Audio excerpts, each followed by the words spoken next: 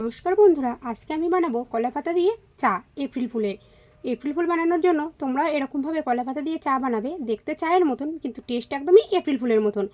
চা বানানোর জন্য আমরা প্রথমে কলা পাতাগুলো ছোট ছোট করে কেটে নিয়েছি। এবার তোমরা দেখো আমি কি করে চাটা বানাই।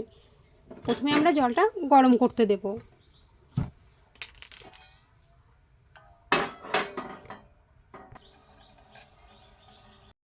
দেখতে পাচ্ছ জলটা আমাদের ফুটে গেছে। এর মধ্যে আমরা ছিঁড়ে রাখা কলা পাতাগুলো দিয়ে দেবো।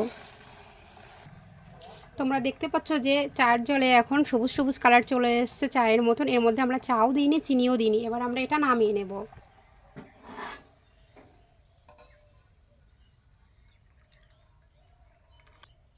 এবার এর মধ্যে আমরা দিয়ে দেবো 1 চামচ পরিমাণ চিনি, কারণ এর মধ্যে আমরা চাও দিইনি, চিনিও দিইনি। এখন দেবো চিনিটা দিলে দেখবে একদম চায়ের মতন কালার চলে আসবে।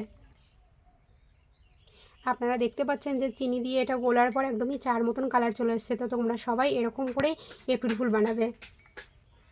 আর আমার ভিডিওটা তো তোমাদের ভালো লাগলে বেশি বেশি করে শেয়ার এবং সাবস্ক্রাইব করবে। তোমরা যদি কলা পাতাটা বেশি ফোটাও তাহলে লাল চা হবে, আর যদি কলা পাতাটা কম ফোটাও তাহলে গ্রিন টি হবে। এরকমভাবে তোমরা এপ্রিল ফুল করতে পারো।